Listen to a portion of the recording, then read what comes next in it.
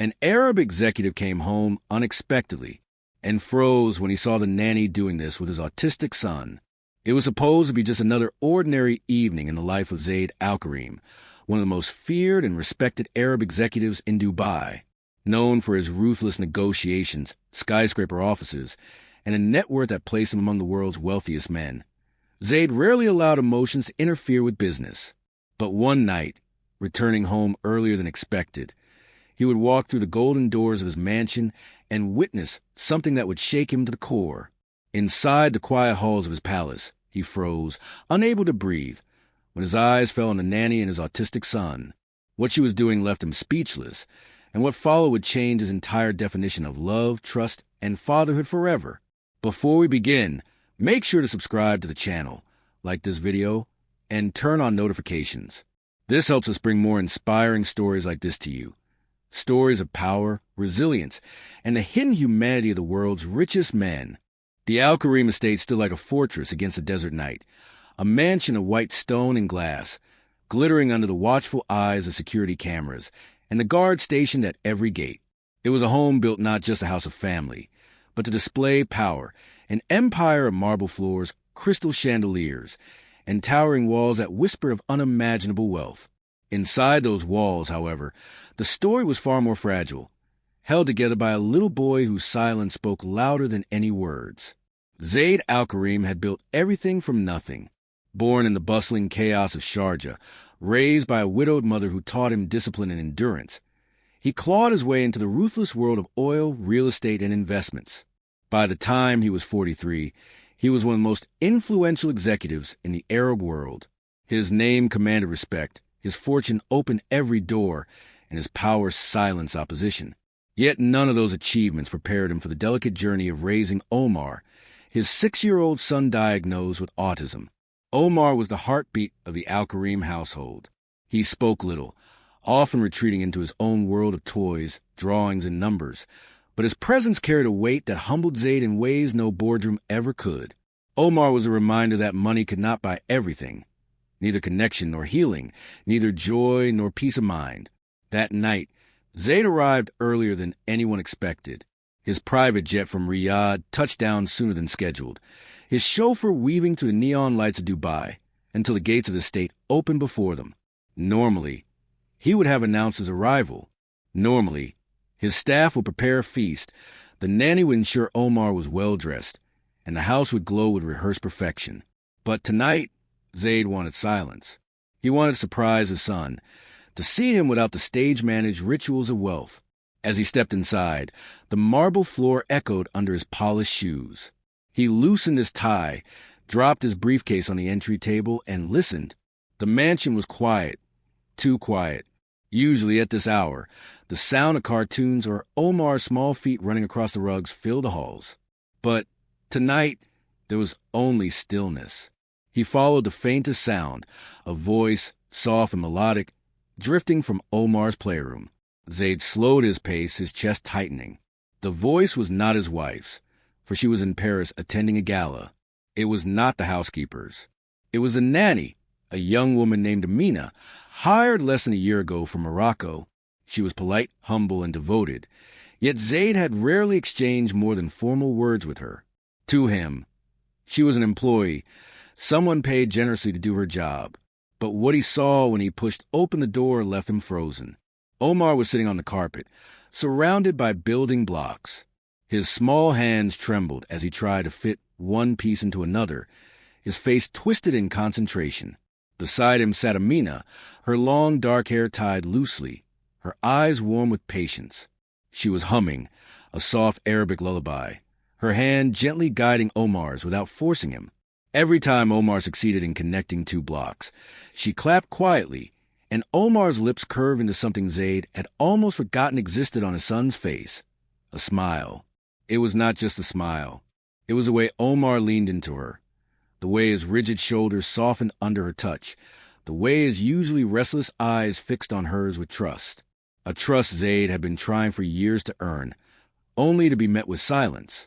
His son, who recoiled from strangers, who hated to be touched, who rarely showed emotion, was now leaning against the nanny's shoulder as if she were his entire world.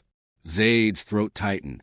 He stood there, paralyzed, a man who had conquered empires suddenly powerless before sight of his own child. A storm of emotion swirled within him. Jealousy, admiration, confusion, and something deeper, something that clawed at his heart. For years, he had thrown money at therapists, special schools, sensory toys, anything that promised progress. He had filled Omar's room with the latest technology, bought him tutors, and doctors flown in from Europe and America. Yet none of them had managed to draw Omar out of his quiet shell. None of them had made him smile so naturally. And now, here was this young woman, with no fortune, no medical degree, no boardroom authority, reaching his son in a way he never could. The executive who always had answers suddenly felt small, standing in the shadows of his own home. He wanted to step forward, to join them, to share that fragile smile. But fear rooted him in place. What if Omar retreated the moment he noticed his father? What if this fragile connection shattered under the weight of Zaid's presence? He clenched his fists. For the first time in years, he felt like an outsider in his own family. Amina, unaware of the man watching from the doorway, leaned closer to Omar and whispered, "Bravo, Habibi, you did it." She kissed the top of his head, and Omar giggled. A sound so rare, so precious, it echoed like music through the cold marble halls. The sound struck Zaid like lightning. His son giggled.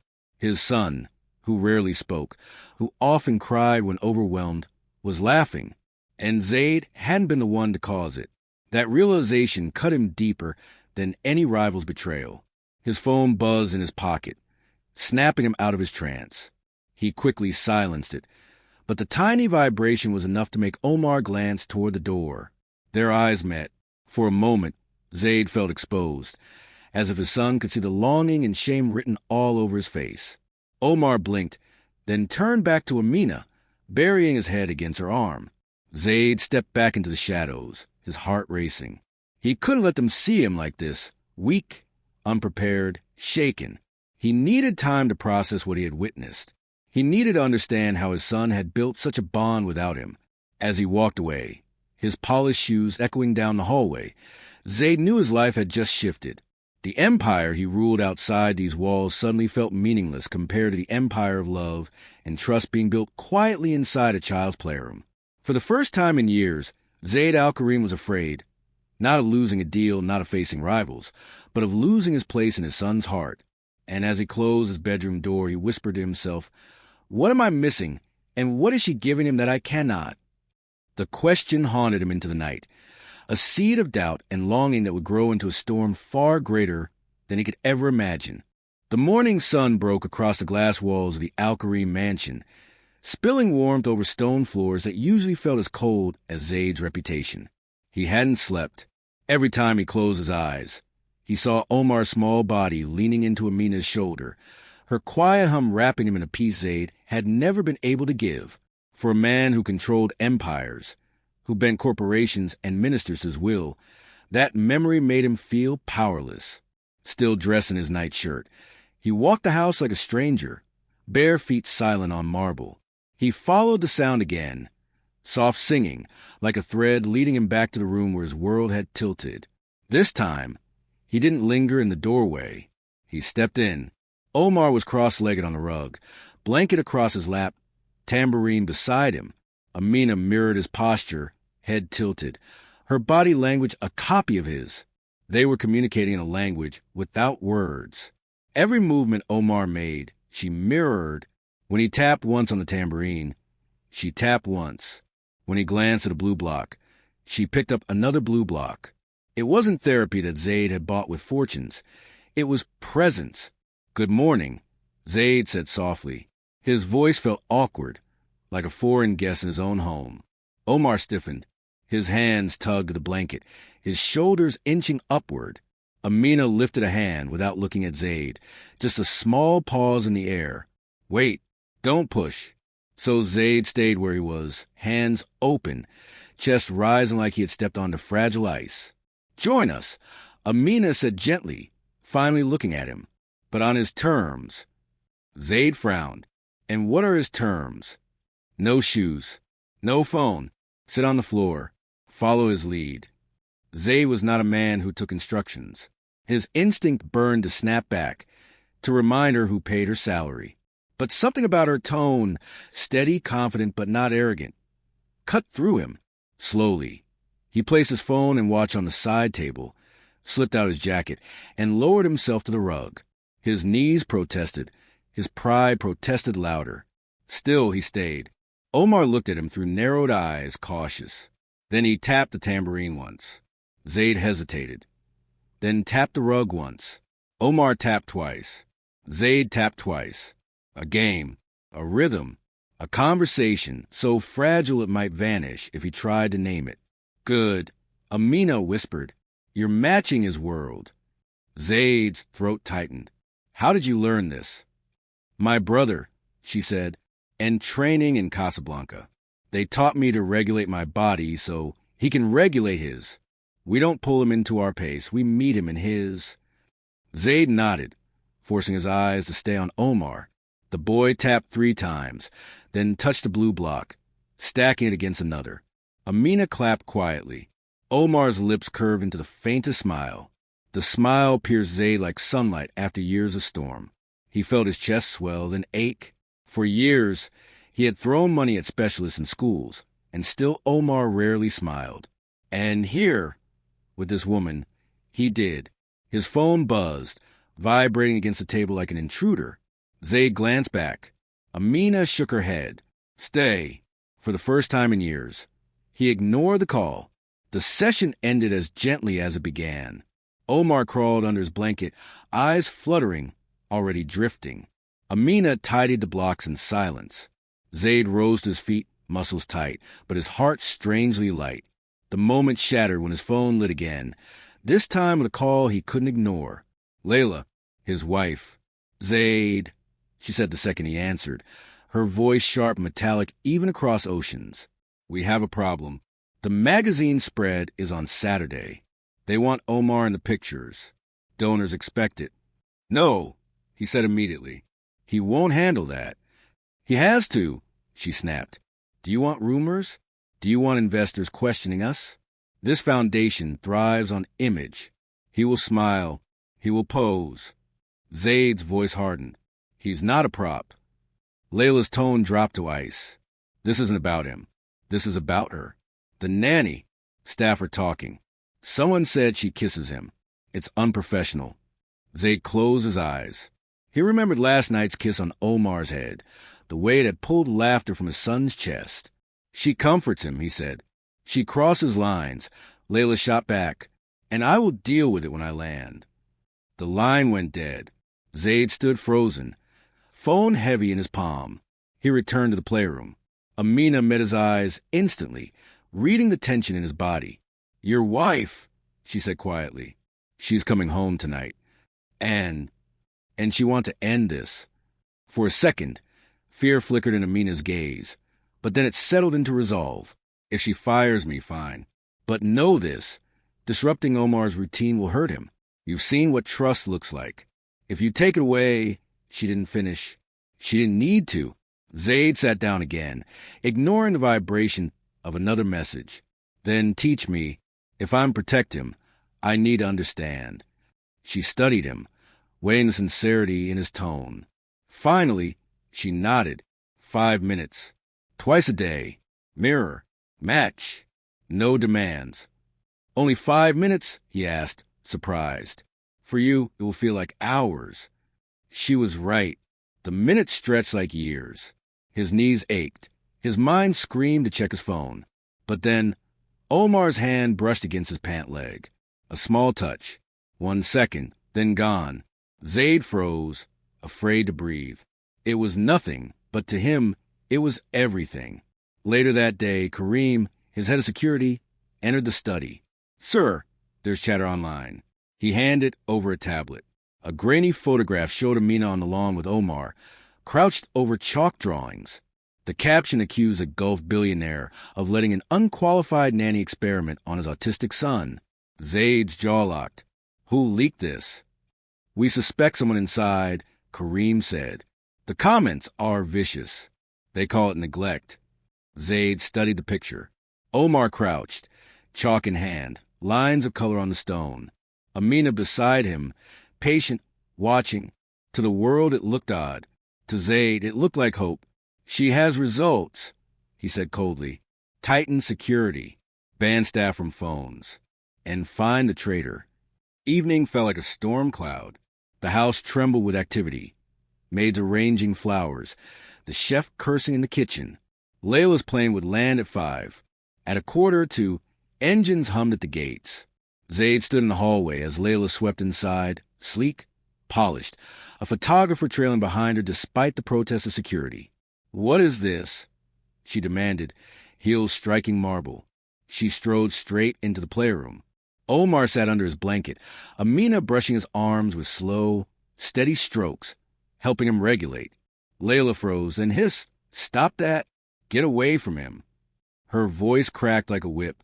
Omar flinched, hands flying to his ears. His breath spiked, his body curling. Amina didn't move.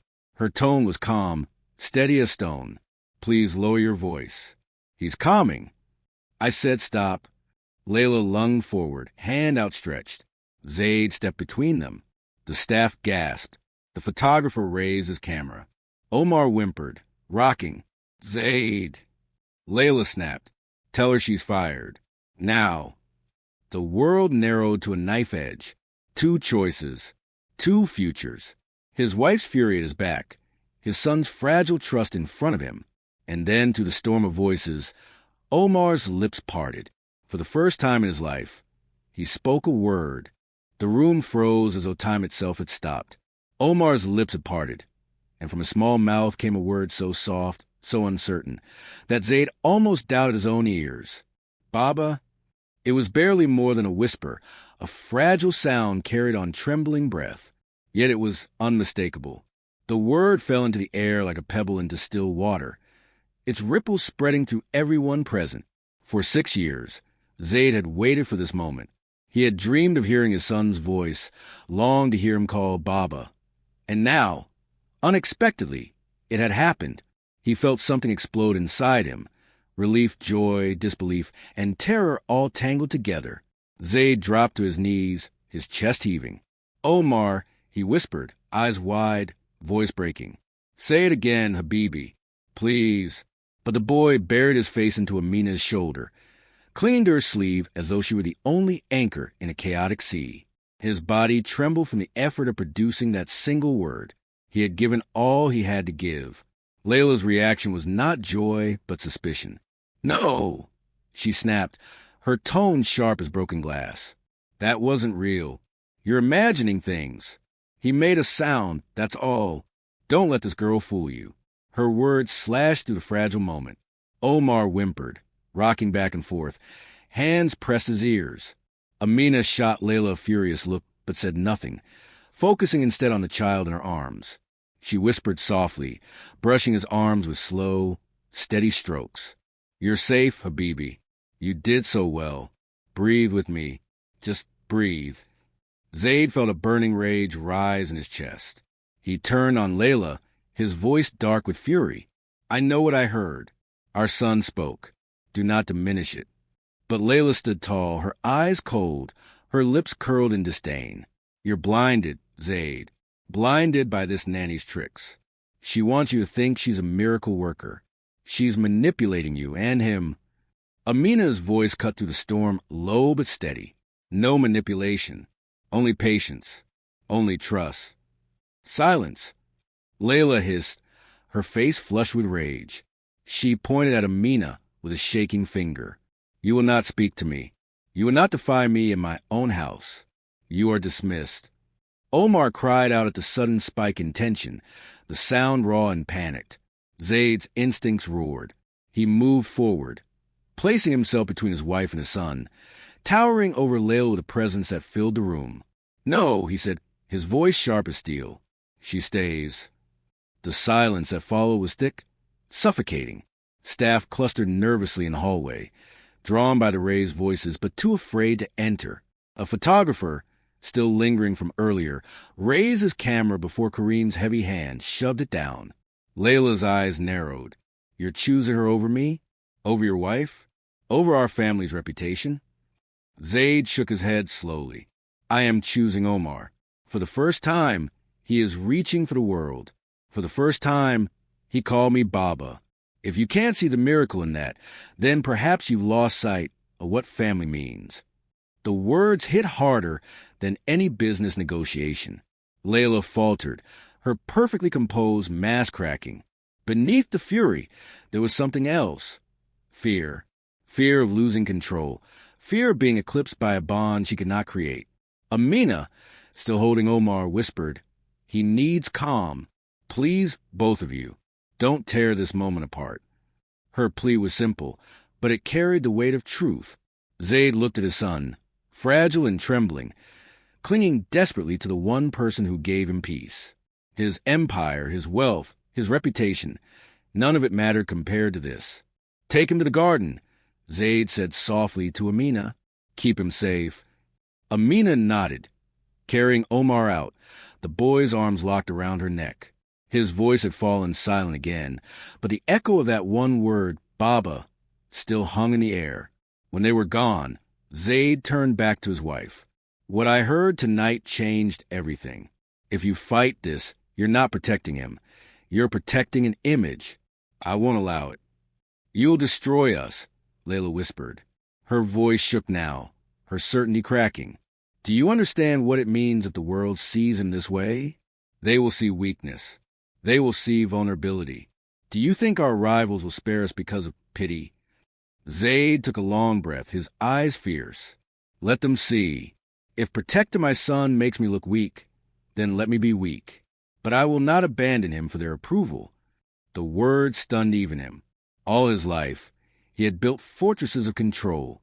Yet now, in this gilded mansion, he realized the truth. He had never controlled what truly mattered. That night, long after the house had gone quiet, Zaid stood alone on the balcony, watching the garden below. In the moonlight, he saw Amina sitting in the grass, Omar curled against her chest under his blanket. She was humming, stroking his hair, and his breathing was steady, calm. Zaid's throat tightened. His son had spoken. He had called him Baba. And yet, Zaid knew the battle had only just begun. The next morning, he called Amina into his study. She came holding Omar's hand, the boy half hiding behind her leg. Zaid knelt down on the carpet, meeting his son's eyes. Omar, he whispered. Say it again. Baba. The boy hesitated, lips trembling. For a moment, silence stretched too long. Then, slowly, painfully, he whispered, B-A. The sound cracked something deep inside Zaid. He closed his eyes, overwhelmed, then opened them again, tears glistening. Yes, he said, tapping his chest. Baba, me. Omar reached out a small hand, pressing it against his father's chest. Just for a second, but it was enough. Amina's smile was soft, proud. You see? He can connect. He only needed space, patience, and safety. Zaid looked up at her, his voice hoarse. How do I protect this? How do I keep him moving forward? You already know, Amina said. Choose him. Every day, no matter the cost. Her words settled like stone in his chest. He had spent his life choosing empire. Now, for the first time, he understood the true cost of that empire. The door opened suddenly. Layla stood there, immaculate in white silk, her fury renewed. Her eyes went straight to Amina, then to Omar's hand still resting on Zaid's chest. This ends now, she said coldly. Either she leaves this house, or I do. The ultimatum cracked like thunder across the marble halls. Staff held their breath outside. Zaid felt Omar's hand tighten against him, as if sensing the storm. And then, softly, Omar spoke again. Stay. It was his third word in a lifetime, barely audible, but it carried more power than all the threats in the world. Zaid rose, pulling his son gently into his arms. His voice was calm but final. He has spoken. She stays. The empire Zaid had built trembled on its foundations, and nothing would ever be the same again. The mansion felt like a powder keg, every polished hallway vibrating with tension. After Omar's whispered, stay, nothing in the Al-Karim household was the same. The staff moved with nervous silence. afraid of speaking too loudly, afraid of being noticed. Behind closed doors, whispers about the executive his wife, and the nanny multiplied like sparks waiting to ignite a fire. Zaid spent that night pacing his study, the city lights glittering beyond the tall windows. For years he had commanded skyscrapers, oil fields, and entire boards of directors, yet never had he felt the stakes so heavy. His empire had endured hostile takeovers, political storms, and betrayals. But this was different. It was personal. His son's fragile progress was under threat, and the threat was not some rival. It was his own wife. At dawn, Kareem entered the study with a folder tucked under his arm. His face was grim. "Sir," he said, lowering his voice, "the story is spreading." Zaid turned sharply. "What story?" "The nanny, the boy. The tabloids are calling it exploitation, painting you as careless. They're questioning your leadership, your judgment. Investors are calling for reassurance." He snatched the folder. Grainy photos filled the pages. Amina in the garden with Omar, the child drawn on the ground, the nanny guiding his hand. To outsiders, it looked strange. To vultures, it was weakness. Zaid's stomach churned. "Who leaked it?" "We confirmed," Kareem said. "It was one of Madame Layla's assistants. She sold the story." The words hit Zaid like a blade. His wife, his partner of over a decade, had orchestrated this. Rage simmered in his veins. "Silence it," Zaid ordered. "Pay off the tabloids. Threaten them with lawsuits. Do whatever it takes." Kareem hesitated. "It may be too late, sir." Screenshots spread faster than money. Zaid closed the folder slowly. For the first time in his life, he realized wealth could not buy control. That morning, Zaid joined Omar and Amina in the playroom. He removed his watch, set his phone aside, and lowered himself onto the rug without being told. Omar looked up at him cautiously, then tapped the tambourine once. Zaid tapped back. The boy smiled faintly, and Zaid's heart soared. But the fragile peace didn't last. The door opened, and Layla entered, her heels sharp against the marble. She wore a pristine suit, her hair perfectly set, as though preparing for a photo shoot. "Enough of this," she said flatly. "I will not allow this circus to continue." Amina's body stiffened, but she stayed calm. "He's improving. Can't you see it?" "What I see," Layla snapped, "is a servant trying to play mother. You've made my husband weak, and now you're parading my son as a miracle project. This ends today." Omar flinched at the harsh tone, rocking back and forth. Amina immediately crouched beside him, brushing his arms, whispering, "You're safe, Habibi. Breathe." Zaid stood, fury burning in his chest. "Enough, Layla. You will not raise your voice to her in front of Omar." Layla turned on him. "Do you even hear yourself? You are defending a nanny over your wife. You're humiliating me in my own home." "This is our son's home," Zaid replied coldly, "and I will not let you destroy the only progress he's made." Her eyes blazed. "Then I will make a choice for you. Either she leave this house, or I do." The ultimatum fell like thunder. Staff outside gasped audibly. But Omar, small and trembling, pressed his face into Amina's chest and whispered again, "Stay?" The single word silenced everything. Zaid's throat tightened. He looked at his son, then at his wife, and the decision crystallized. "She stays," he said firmly. "If you wish to leave, the door is open." Layla's face went pale, then red. "You'll regret this." She stormed out, heels echoing like gunfire across the marble floors. The following days unfolded like a storm. Layla moved into a luxury hotel in the city, her publicist feeding carefully crafted statements to the press. Tabloids ran wild with speculation. Arab executive's family in crisis. Mysterious nanny at the heart of scandal. Autistic son used as a pawn. At the office, board members pressed for explanations. Investors demanded clarity. Some threatened to withdraw. To them, it wasn't about a child's progress. It was about appearances, about whether Zaid could still be trusted to lead. One afternoon, in the middle of a tense video call, Zaid's phone buzzed. It was Amina. He excused himself abruptly, ignoring the angry faces on the screen. He found her in the garden. Omar was on the grass, drawing lines with chalk, focused, calm. Amina's voice was low as she explained. He's repeating words now. Baba, stay. Blue, small steps but steps. Zaid crouched, eyes wide. Blue. Omar looked up shyly, held up a blue block, and whispered. Boo! Tears welled in Zaid's eyes. My son. His empire could crumble around him, and still, this single syllable would matter more. But Amina's expression was grave. You must understand, Zaid, progress like this is fragile. If his world shatters again, if he loses stability, he may retreat even further than before. Zaid nodded solemnly. I won't let that happen. That night, Layla returned unexpectedly. She swept through the gates, ignoring the guards' protests, her lawyer trailing behind her.